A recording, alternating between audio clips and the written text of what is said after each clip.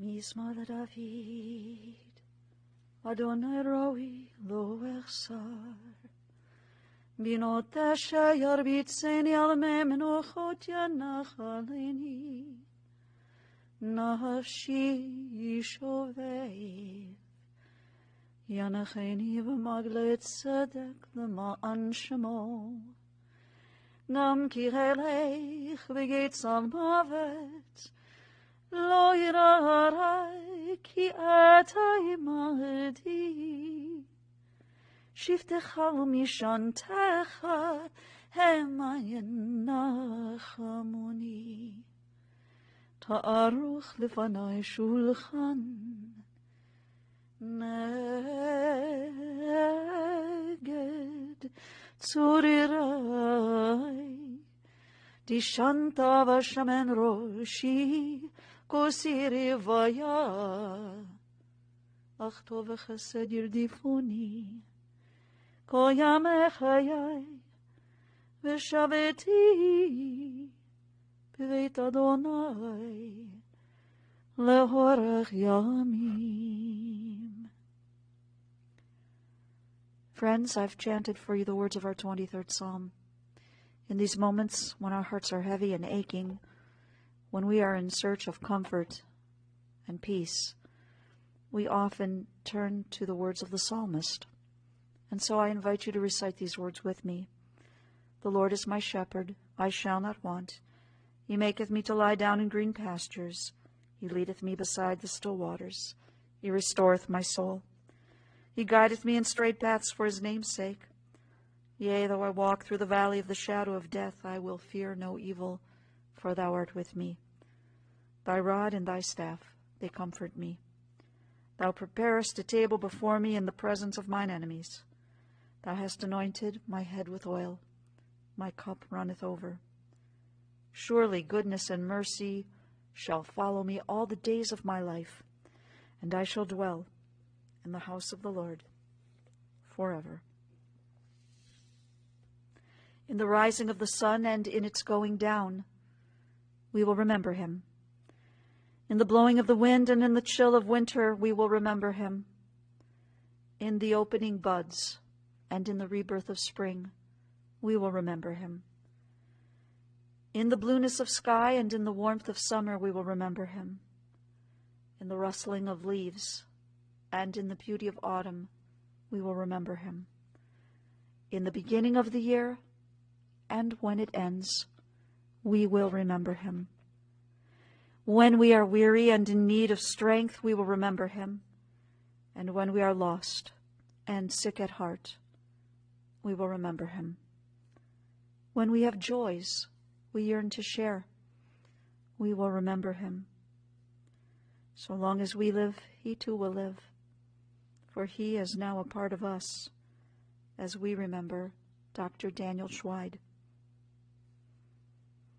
To you, Carol Lee, and to his son Alex, and his sister Nancy, and his sister-in-law Bobby, and to all the members of the family, and so many dear and cherished friends, to those who are with us in person in this moment, and to those of you who are watching via live stream. We know that so many of you would have been here today, but Daniel would have wanted everyone to be safe. And so, whether in person or remotely, our hearts join together as we take this moment today to remember, but also to celebrate the life of your beloved Dan. Our sages, in their wisdom, have taught us that birth is a beginning and death a destination, and life is a journey, from childhood to maturity and youth to age, from innocence to awareness and ignorance to knowing, from foolishness to discretion and then perhaps to wisdom, from weakness to strength or strength to weakness, and often back again, from health to sickness, and back we pray to health again, from offense to forgiveness and from loneliness to love, from joy to gratitude, from pain to compassion, and grief to understanding, from fear to faith, from defeat to defeat to defeat, until looking backward or ahead we see that victory lies not at some high place along the way, but in having made the journey, stage by stage, a sacred pilgrimage. Birth is a beginning and death a destination, and life is a journey, a sacred pilgrimage to life everlasting. Dan's journey of 83 years began here in Cleveland. He was born on May 2nd, 1937, to Marjorie and Edward Schweid. And Dan, along with his younger siblings, his sister Nancy, who is here with us today, and also his brother Bob of blessed memory, the three children grew up on Cleveland's east side in Shaker Heights. Nancy, we spoke on the phone yesterday, and you shared that you and Dan were very close growing up. You said he was a good older brother, your big brother. And you also remembered, Nancy, that whether it was his earlier years at Boulevard Elementary all the way through his years at Shaker Heights High School, you said he was the star of his school. He excelled in his studies. And you remember that your brother got a lot of silver dollars for all of those A's. You also said he was someone to emulate. What a beautiful, beautiful tribute to him. You also recalled that for a while it was just the two of you, just Dan and Nancy. But you said you were definitely the tag-along. And during the war years, during World War II, you remembered that Dan and his buddies would get together in the backyard and they'd play soldiers. And you got to play the part of the nurse. You remember playing card games with your brother, gin and war. And when everybody was a little bit older, Dan and his high school buddies taught you how to play poker. You remembered going to the movies. You'd walk from your home to the Colony Theater at Shaker Square. Sometimes the two of you would walk together, but if he was with his friends, you had to walk a little bit behind the boys. And there were the fun times when you and Dan together would babysit for Bobby. There were the memories of chasing and running up and down the two staircases at your home in Shaker Heights. You also described your brother as a well-rounded person, saying that he was a good athlete, he was artistic, and very bright. And the memories of the place that your family owned out in Fowler's Mill, very simply you called it the farm. You would go out there usually on the weekends, and you remember growing victory gardens. And there you were, your parents and your brothers, Nancy, all five of you, growing corn and green beans and harvesting them all, and having so many wonderful family memories. And in your adult years, you remained close. You loved when the extended family would come over to your home for holiday dinners, special celebrations. But you also told me, Nancy, that these last few months have been really tough. They've been difficult not being able to see each other. But you always knew and you always felt the love and how grateful you and Dan both were for each other, the bonds of love that only siblings can understand. Now, in his youth and teen years, we know that Dan excelled as an athlete. He was skilled on the baseball field, and he was an extremely gifted golfer. He was a star on Shaker Heights High School's golf team. Dan's passion for the Cleveland Indians and the Cleveland Browns led him to write as the sports columnist for his high school newspaper, The Shakerite. He was focused and driven, and Dan, because of his smarts and his will, he completed his high school requirements in an accelerated manner and graduated from high school in just 3 years. And following his graduation, he matriculated to Princeton University. And during those college years, he continued to compete quite successfully on Princeton's golf team. And more impressive than that, Dan Schweid was the very first in the history of this university to graduate from Princeton with a degree in chemistry. He was a most excellent scholar, and he was selected valedictorian of the class of 1958. Imagine the family pride in knowing that Dan Schweid was the first to receive a degree in chemistry from Princeton, and Dan's great-niece, Gabrielle, is about to become the 25th to receive a degree in chemistry from Princeton. And after his years at Princeton, Dan headed back here to Cleveland to attend Western Reserve University's School of Medicine. I believe he was one of 78 students in this class, and Dan enjoyed dear and close friendships with these classmates. Dr. Schweid received his medical degree in 1965. He spent his internship and residency at University Hospital. After 1 year as chief resident, he graduated from UH's psychiatric department. And in 1970, Dan enlisted in the United States Air Force, where he spent 2 years tending to and healing injured soldiers. Dr. Schweid achieved the rank of major and received many recognitions, including a Commendation Medal.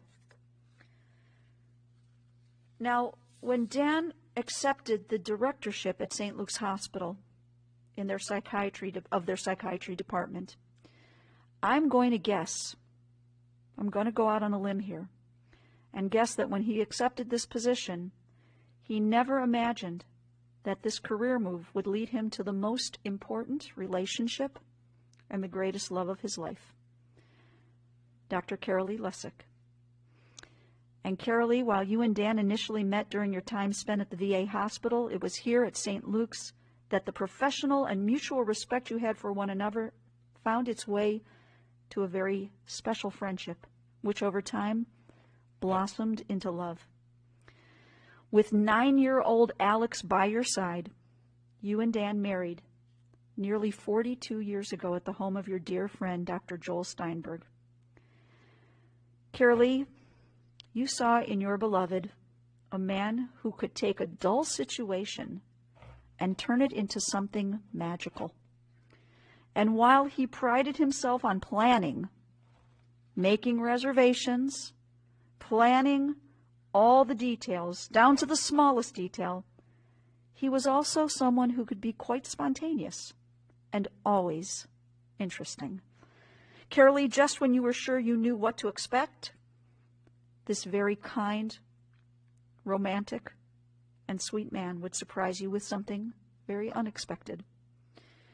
And as a couple, you were adventurous. Your travels guided you to some of the most exotic places. And while we can't mention all of them, let me at least say this. Together, the two of you traveled to Machu Picchu. You traveled by horseback across the Andes. There was that 3-week trip through Russia where you were following the trail of Marco Polo and journeying through Soviet Central Asia. And this was, on top of everything else, in the late 80s, when not too people were going there. Not too many people. No less, you went. And Alex, when they returned from this trip, how Alex was in awe when his father brought back a Russian newspaper and was able to read to you in Russian from the paper. Now, we don't think he actually understood anything he was reading, but in just 3 weeks' time, this mind of his was able to decipher and figure out how to read Russian. There was the trip to Austria, skiing in Innsbruck, the opera in Vienna. Perhaps you even got snowed out of skiing in Innsbruck. And it was during this trip that it seems American Airlines decided to go on strike. And there you were. You, Carolee, and Alex and Dan stranded in Austria, but he figured out a way to get the three of you on a chartered plane to Great Britain. The airline happened to be called Dan Air. Some things are just meant to be. Flying from Austria to England, arriving in London, you had a little talk with Dan. Carolee, you had a little idea. And he helped to make it work. And so while he came home to continue with his work, you and Alex were able to stay a few more days in Great Britain. And this just was how he was, always giving, always trying to do better than his best for the people he cared about. Of course, Carolee, there were the varied medical conferences that took you and Dan all across the United States. There was your annual Labor Day trips to Maine and the warm and wonderful winters spent in Florida, and that little house that you decided to buy in the Sarasota area, your special getaway. And together, Carolee, you and Dan loved the arts. Chagrin Falls Little Theater, summer at Blossom Music Center to enjoy our beloved Cleveland Orchestra. And as I've already mentioned, we know he loved his Cleveland Browns. But with you, Carolee, he loved attending the Cleveland Indians baseball games. These, for the two of you, were among some of the best times. You know, Carolee, there's a term, a little phrase, that's used in the Jewish wedding ceremony. Instead of just saying the word for bride and the word for groom, the couple is described as Re'im Ahuvim. Literally translated, these two Hebrew words mean loving partners. In learning about you and Dan, I think that this phrase describes the love and the friendship and the shared interests and the mutual respect that you and Dan felt for one another for well over 40 years. Re'im Ahuvim, Carolee, loving partners. And Carolee, you shared with me that Dan was all about giving back to others, his siblings, his nieces, his nephews. He loved when he was able to help families, so he really looked forward to these opportunities when he could listen, counsel, and really help. Mentoring his nephew Jonathan brought him much joy and satisfaction. And with you, Debbie, his niece, he was really proud of your shared Princeton legacy. And his nephew Jay, his nieces Susie and Laura and Candy, all the great nieces and great nephews, you know he absolutely adored you. Dan Schweid was a man who practiced tikkun olam. Tikkun olam. A Hebrew phrase literally means repairing the world. We all know that we live in a very broken world. None of us can fix the entire world. But we're expected to try to do something. And boy, did Dan do quite a bit. He not only gave back to his family, and to you, Carolee, and you, Alex, but he gave back to his community, and especially the community that meant so much to him, the mental health community.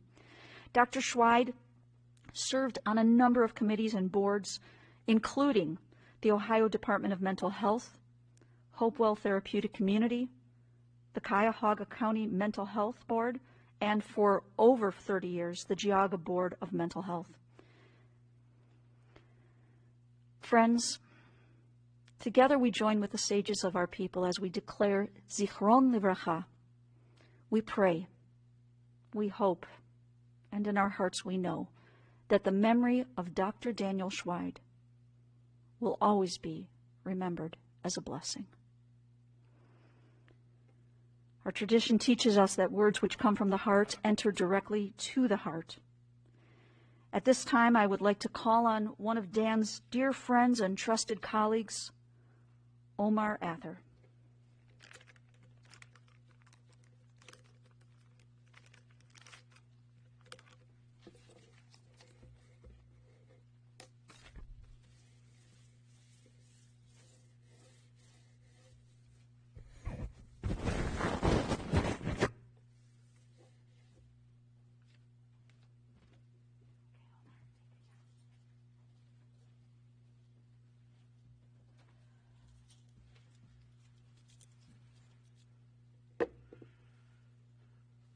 I'm going to read two statements, one from myself and one from Nurse Denise Crawford, who couldn't be here today. In 2017, Dr. Schweid became the medical director of Mertis Taylor, and I began working for him directly. Up until that point, I really only knew him as one of the doctors who worked there. At first, he was a bit stoic, and we didn't talk much. But as I got to know him, he opened up, and I really got to know him as a person. Dr. Schweid was someone who was dedicated to the people around him and the patients he cared for. He was someone who would stick up for people if he sensed something was wrong, and he went out of his way to do things for patients, even if the bill was tall. He was dedicated to his job and worked tirelessly every day, despite his age, and even more so during the coronavirus pandemic, at great risk to himself. He worked from the early hours of the morning and stayed until the late hours of the night to finish his work, and he was ready to do it again the next day. When coronavirus hit, he was even more determined. We have a client base of a few thousand patients, and he was the only in-person provider for much of the pandemic. He took on that challenge and saw his patients while also handling the medical director duties. Even in times of pause, he was always thinking about the next step and stayed calm and collected in the face of what I thought were pretty incredible odds. I'm still in awe of just how much he was able to handle despite being in his 80s. We went from 10 providers to 5, and then from 5 providers to 4, and yet he still saw his patients and other doctors' patients and made sure they received the care they came for. When problems in the clinic arose, he was quick to make a decision, and when changes needed to happen, we got together as a group and formed a plan. I will miss his guidance and being able to talk to him through problems. I will miss his acerbic sense of humor. His office was right across mine, and I will miss him shouting across the hallway to tell me I'm wrong. I will miss him telling me to come see him in his office to tell me it's okay. The office across the hall feels extremely empty, and the silence is deafening. I miss you, Dr. Schweid. May you rest in peace, and know that your work made a difference in people's lives, including mine. From Nurse Crawford.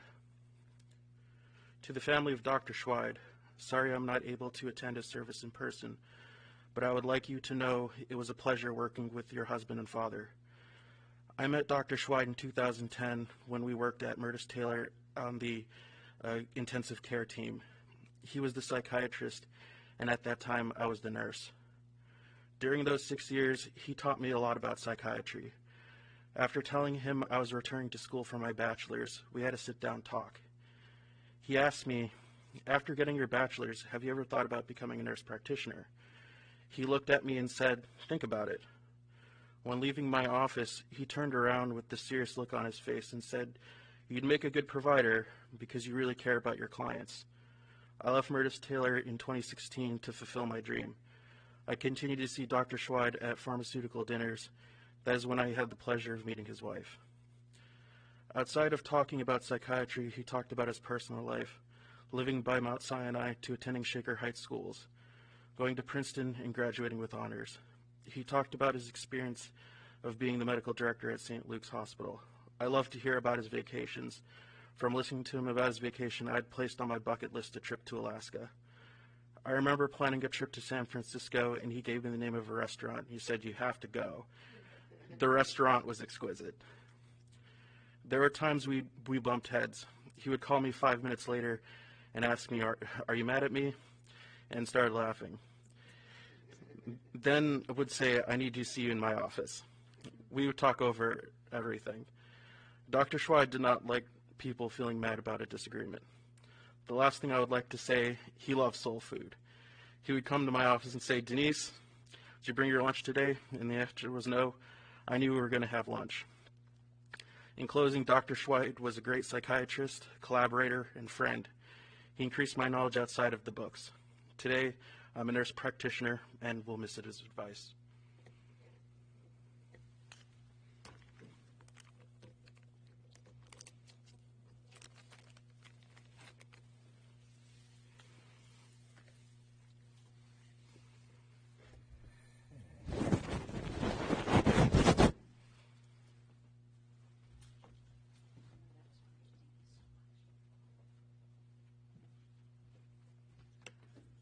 Omar, thank you so much for sharing those words, and our thanks also to Nurse Crawford, and thank you for reading that on her behalf. I'd also like to call his son, Alex, who has words in his heart he wishes to share with all of us at this time.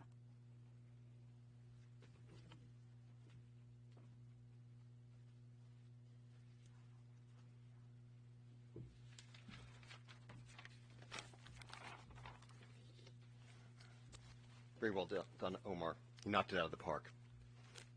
Thank you. This has been a very trying week for all of us, and I have felt overwhelmed at times with feeling the need, the duty to honor Dan the correct way, as well as touching as many people as possible. Initially, it felt like a burden, but I quickly realized it was one of the greatest privileges of my life to lead the remembrance of Dan. He had a huge impact, obviously not just on myself or my mother or people like Omar or his immediate family, but countless others. Today I'd like to share many of those. Hopefully they're relatable to you. Maybe you'll learn a little something more about Dan, different sides of Dan. But I'm going to start off just a little bit on something else. There's a term that I use frequently that Dan used to get really irritated about. I don't care, I'm going to say it, as well as a lot of my family and friends, but it's the term silver linings. I have the nature of trying to find the silver linings in what's our perceived defeats or things that have disappointed us. It could be a heartbreaking loss by my beloved Ohio State Buckeyes. It could be the challenges of the past 12 months for all of us. It can also be the loss of Dan.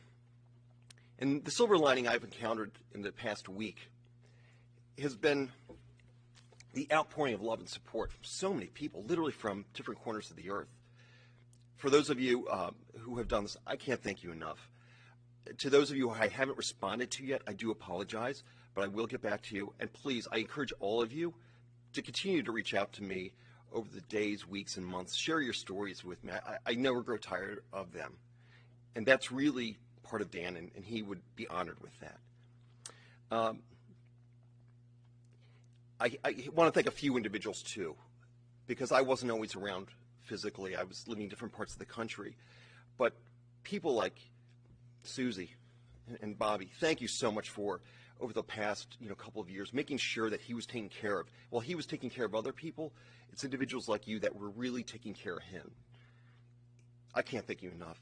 Omar, thank you for making sure that he could continue pursuing what he felt was his mission in life. You kept him going probably at least another couple of years. There's John, who, Dan helped him become a doctor, but John would use his skills and his relationship with Dan to get in there, make sure Dan was doing okay, kicking the tires, whether he was in that state up north, I'm not going to say that M word, or when he would come into town, he would see Dan. There's also, of course, Debbie. He was so proud of you going to Princeton and all, and he really appreciated that you were there too, and you would jump at a moment's notice when I would call or text. Candy, he really loved you, and the fact that you could bring a smile to his and a laugh, you remind me of a lot of wonderful things this week, so thank you. And of course, Nancy, you've always been there for us as well, so thank you, especially hosting those meals. Thanksgiving has meant a lot to all of us, so thank you. But with that, I've broken this up into 3 sections, that being things that I'll remember, I'll always remember, things that I've learned from Dan, and of course, a few things I'll really miss. So in 1983, Dan, the avid traveler, took us on our first trip that crossed an ocean, and we went to Paris. That was our first stop. And on our first meal, that first dinner, we sat in a little cafe, beautiful little cafe, had a wonderful little meal. But Dan, doing what he always does at the conclusion of the meal, looked over that bill, added it up to the final penny or whatever it is in France at the time, and he noticed an extra entree had been added to this meal. He called this to the attention of the waiter, and the waiter, suddenly he forgot English. He didn't know any English or anything. So Dan started to argue with him in French. My mother and I looked at each other and our jaws hit the ground. He was completely fluent in French. We had no idea, to the point where the manager came over, and Dan continued to dismantle them in a foreign language. The kitchen guys started coming out, and I think they saw fear. I think I saw fear in their eyes, actually, and they turned and hightailed it down there, and Dan won that argument. So Dan could not only beat you in an argument in English, but God knows how many other languages. He was a master at that. But when I first met Dan, that was in 1975. I was 5 years old, and my mother and I had been coming out of a very tough period of our lives. It was just us against the world. And she picked me up late at night from a babysitter, and I noticed as we were leaving, there was a strange car that we were getting into. She opened the door and had one of those big sofa seats, and I went over to the middle, and there was Dan. And at this time, I was going by my legal first name, Jeff. And I'll never forget the first words from Dan. "Hi, Jeffrey. Give me 5." I kind of looked at this guy. Looked over at my mom without saying it, but kind of gave her the look like, who is this nerd? You know, big glasses and all. I gave him 5. But it wasn't long after that there was an undeniable bond I felt with Dan. Without commanding it or forcing it, you just felt a bond with Dan. You knew he was a rock and that he would be there for you. It was shortly after that he really included us on meeting his family and his colleagues and his friends, the people that are most important to him, and making it known that we are part of his clan, even though my parents weren't even married at that point. And one of my favorite things he did, besides moments at the farm with his family, was he would take me to his office. At that time, he was at St. Luke's Hospital. My parents weren't married, and I was starting to go there on a daily basis. Sometimes I would go there just with my mother. Sometimes I'd even I'd go somewhere else, and I'd be dropped off, and I'd go upstairs. At that point, they were in the highest level of that building, which was 5 stories. But to a young kid, it seemed pretty high up. But when I would ride that elevator, it felt like I was going to Mount Olympus. These people I was in awe of. They were my first heroes. The doors would open, and I would see Mrs. Mixon, one of the receptionists, who she had this own power and love about her. You turn the corner to the right, and you walk down the hallway, you'd start hitting the first few offices. People like Cliff or Marge. They were doctors already, but they weren't leading yet. They were the next generation, but you knew they were the titans in training. They were going to be next up. There was greatness in them. Then you'd start hitting the true titans. I would see my mother's door there. Dr. Carolee K. Lessick, Ph.D., Director of Psychology. The pride I felt in seeing that mom. Everything we went through. We would continue down the hallway, and I'd see the names of Dr. Spring and Dr. Steinberg. These men were larger than life to me. Not only were they just fantastic at what they did, I knew that even as a child, but they were so warm and gracious and did things with us outside of the office. But wow, they were giants to me. But then at the very end of that hallway, that it seemed like a long hallway, was Dan's office. There it was, Dr. Daniel E. Schweid, MD, Director of Psychiatry. Wow, the corner office. He was a titan among titans. I would go into this office, and he never bragged about it. He wasn't a showboat at all. But wow, I thought he was as big as you could get. I'll never forget that. And to this day, he and those people in that hallway still inspire me about what true greatness is, what true heroes are. It's left a lifetime of impression on me that I've tried to pass on to other people. Dan also began taking us to Princeton reunions. In 1985, we went to his 25th reunion. 1983. This was the first time in 25 years he had been back to his university. He took my mother and myself. I don't know if I've ever seen Dan so happy to be reunited with his classmates. And again, it wasn't about him showboating. He really was interested in hearing their stories and their successes and their lives. And he rekindled relationships that continued to the end of his days. It was wonderful seeing that. But the thing that left the biggest impression to me was how he included my mother and myself again. He would make sure he introduced us. And the thing that really left a mark was something they called the P-Raid. Debbie, you know this well, and I think the whole family does. But it's one of the biggest reunions in the country of any university, and it's the moment, I believe it's on Saturday, when the alumni take over the town. It's planned out, but they take over the town. And down Nassau Street, the street that runs past the university but is part of the town, class, organized by class, march down the street in their funny little jackets and hats and ties. It's a wonderful moment. And a lot of times there's thousands of people on the side, mostly just tourists and the like, and a lot of family members. But Dan was insistent that we marched with him. We weren't blood, but we were his, and he had us march with him. I'll never forget that. Going to Browns games. Dan was insistent on going to Browns games, taking me to Browns games. They were much more than watching Bernie Kosar leading the Browns to other heartbreaking losses so close to Super Bowls. But it meant more because at this time, I had become a very difficult teenager. I was unbearable. I couldn't have dealt with me if I was dealing with me now. But Dan was insistent we went to Browns games every Sunday that they played home, and at least for a couple of hours a week. Dan and I got along really well.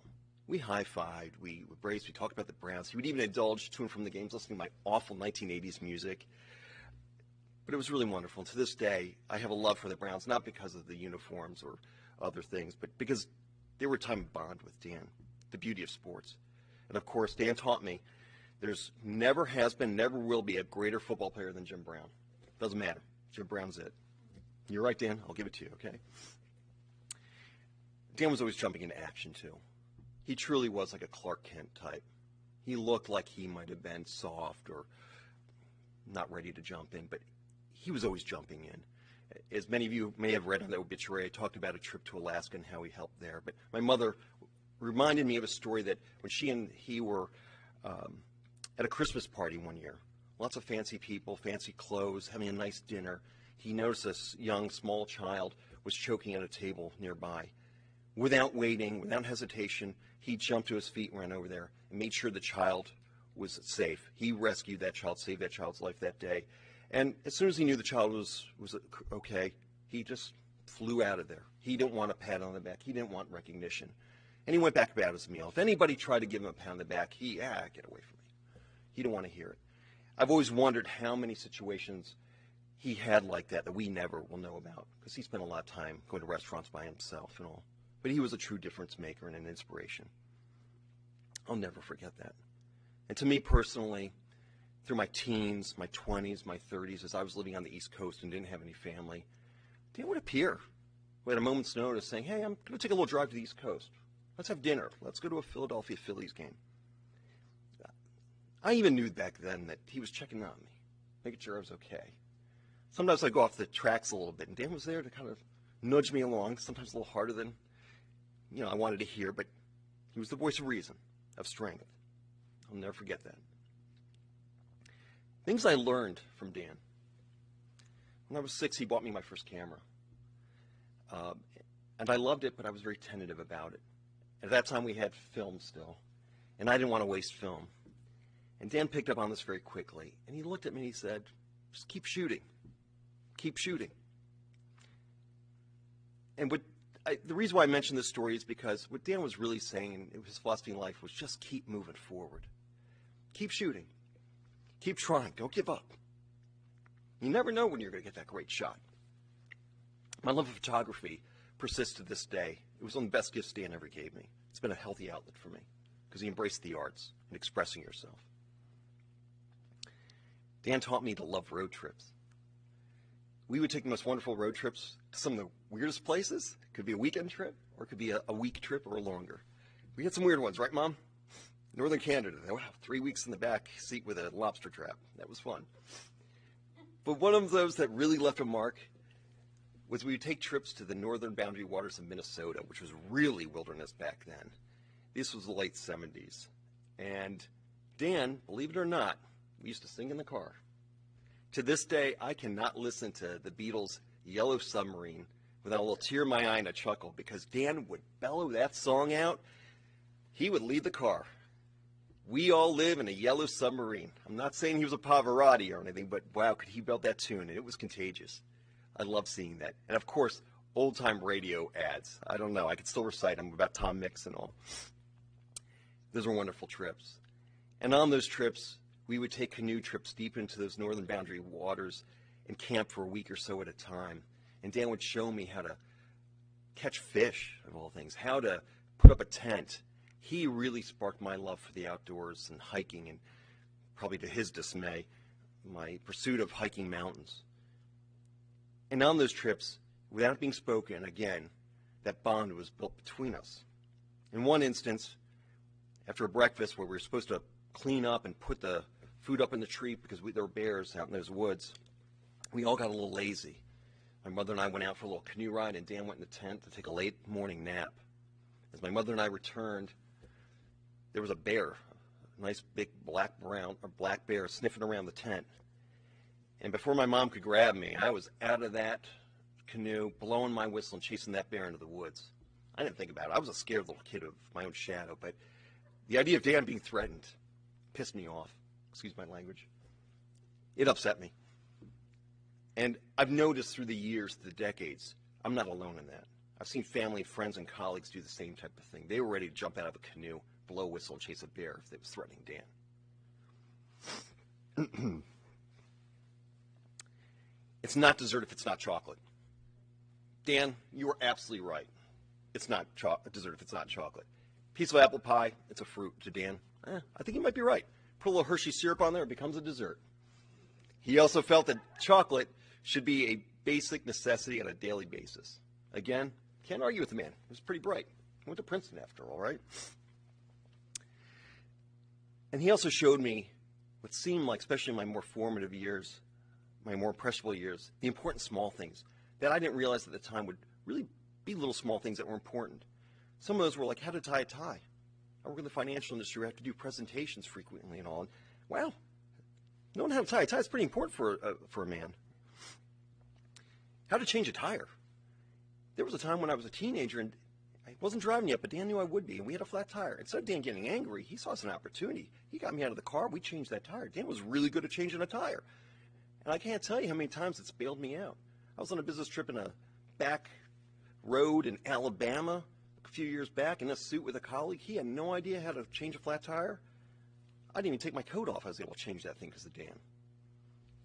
You never know where things are going to lead you. And of course, the joy and dignity of wearing a sports coat, especially from Peter's down Chagrin. Dan was right, man. You wear a sports coat to a restaurant or on an airplane, you feel like a gentleman.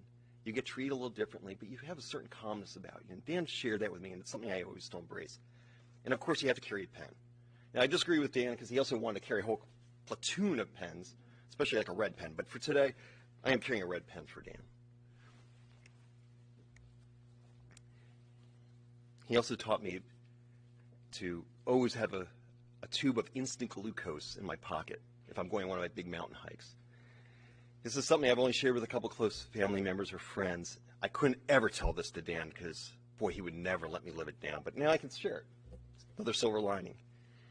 Before my first big mountain hike, which was the Kilimanjaro, Dan was just out of his mind with where I was going, trying to get me to not go. But he was insistent, if you're going to go, make sure you have a tube of instant glucose in your pocket at all times. I did it. Well, I did get into a life-threatening situation at the top of Kilimanjaro. And that tube saved my life. I wanted to thank Dan so much and tell him he was right, but whew, no way. He would never have let me live that one down, and he would never let me go on another trip after that one. But he was right. I still carry that instant glucose whenever I go into the woods. And as you've gathered from these type of stories, he really left a mark on how to adapt to situations. To this day, I don't go into panic mode or get angry if we're at a moment where a flight has been canceled, there's a snowstorm, or you have a flat tire. I go into planning mode, into action mode, because of Dan, because he taught me that. There's no time for that at that point. You can complain about things later. He was smart about that. Also, the meaning of success. Dan taught me the meaning of success. It wasn't about having the biggest bank account, the fanciest car, the fanciest clothes. It was about doing the right for the community, for his family, for his friends. He led from the front. He lived it. He didn't even preach it. He just did it. And of course, his generosity. I've never met somebody as giving as he was. To say he was frugal for himself is underselling it.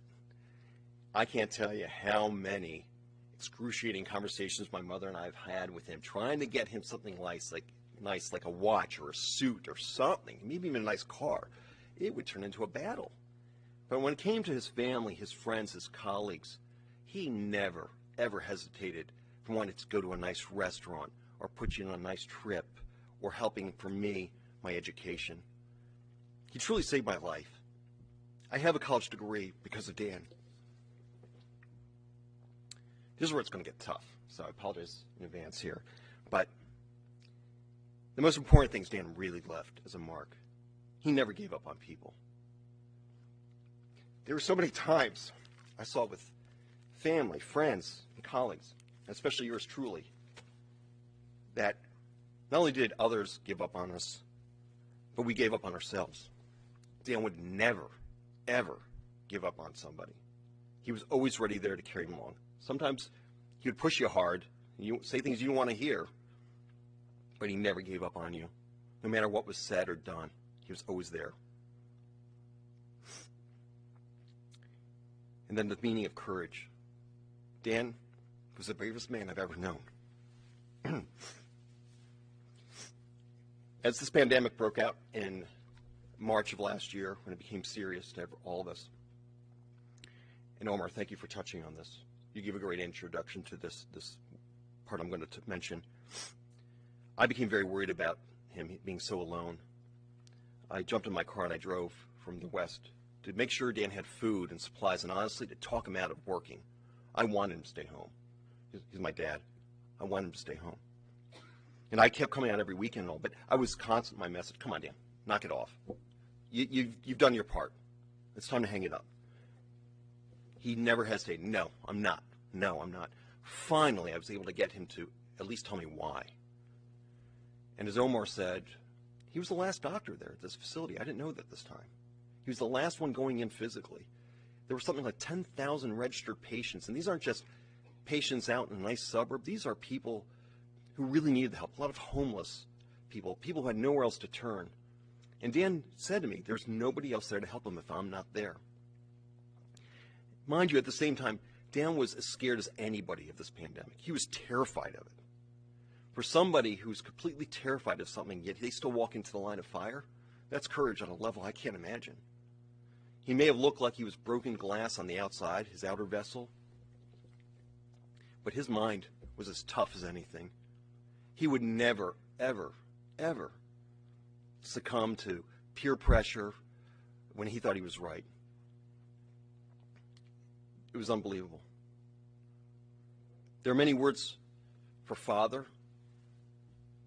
pops, padre, countless languages. But for me, it was always Dan. Dan and Dad are very similar. It was just one little letter. But I grew up saying Dan, but from the beginning, it really felt more like Dad. So when I say Dan, it feels like Dad. And when I hear some other people, they might be nephews or nieces, just younger people, you may have worked with friends. Sometimes I catch hearing a certain tone when they say Dan. That sounds more like they're looking at him kind of fatherly, even though they have their own fathers. He left that type of impression on everyone. And finally, he proved to me about legacy, what a legacy means. That it's not about a bloodline or passing on genetics. It's about planting seeds of decency and goodness.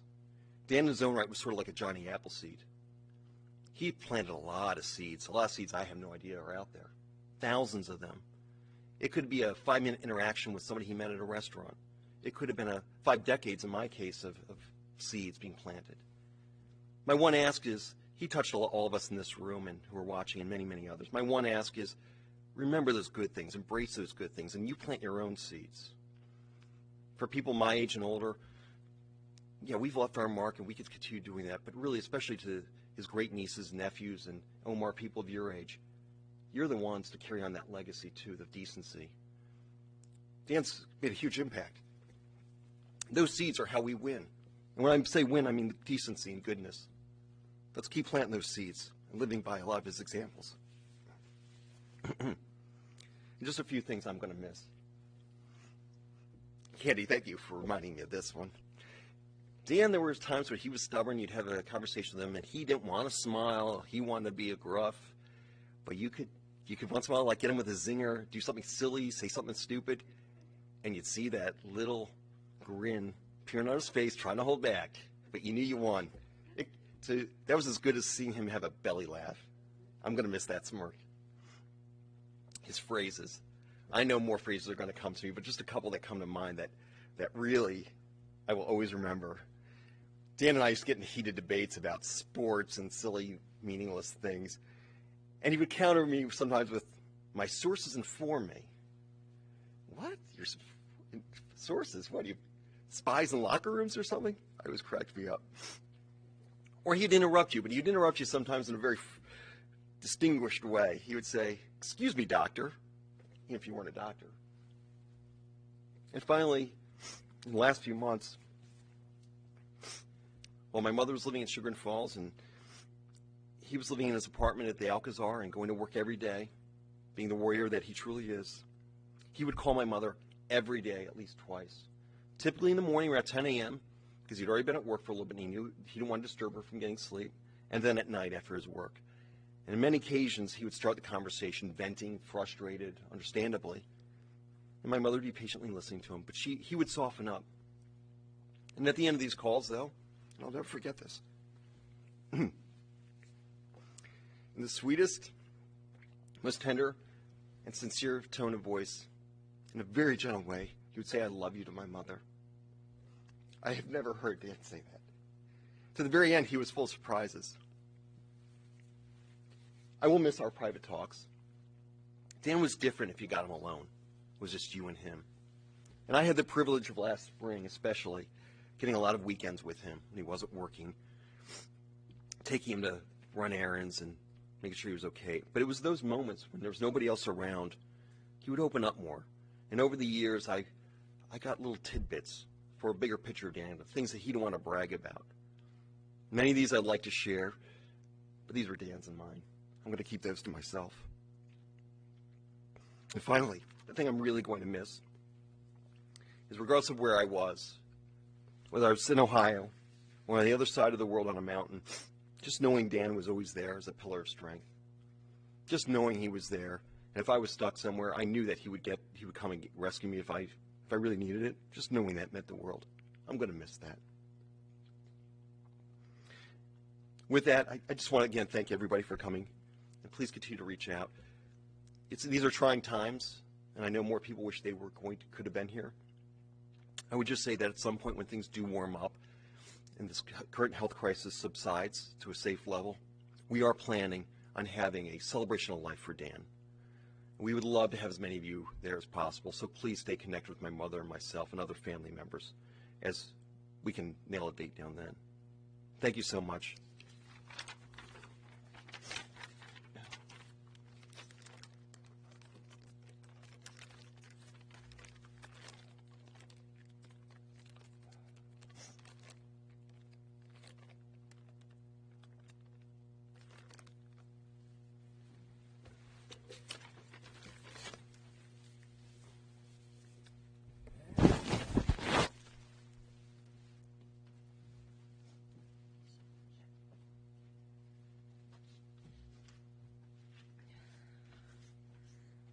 Thank you, Alex. You tugged at all of our hearts, and behind these masks, I know you can't see it, but there were a lot of smiles and laughter. Thank you for sharing all of that. Friends, before we close our service today, I just want to remind everyone, of course, how grateful the family is that you're joining us, either online or in person. And if anyone wishes to make a contribution in memory of Dr. Daniel Schweid, the family has suggested that you might consider Ravenwood Health. At this time now, we turn to the words of the El Mole Rachamim, the memorial prayer, as we ask God to accept Daniel's soul. If you're able, I invite you to please rise. El Mole Rachamim, shochen bamramim, hamsemenu chanechona tachat kanfei hashchina, במעלות קדושים וטהורים כזוהר הרקיע מסעירים את נשמת יקירנו שהלך לעולמו בגן עדן דרכי מנוחתו.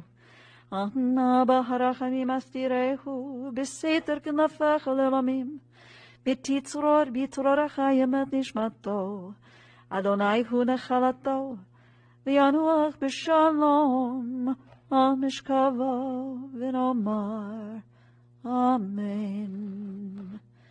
O merciful God, who dwells on high, who is full of compassion, grant perfect rest beneath the shelter of your divine presence among the holy and pure, who shine like the brightness of the firmament.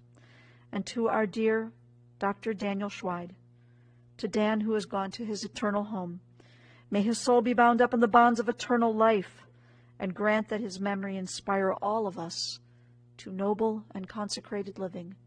And to this we say, Amen.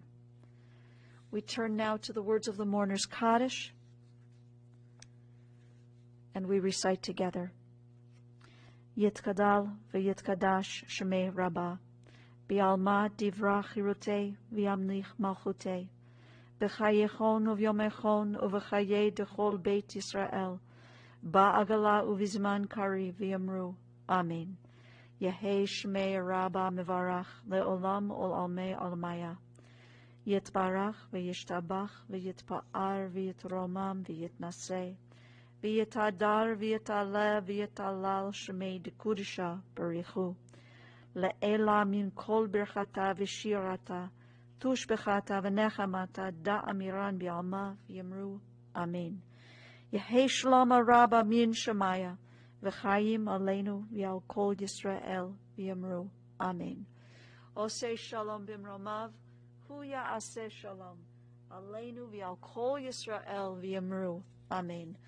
We pray that God, who makes peace in a high place, will send peace and healing to you, the mourners, and to Israel, and to all humankind. And to this we say, Amen.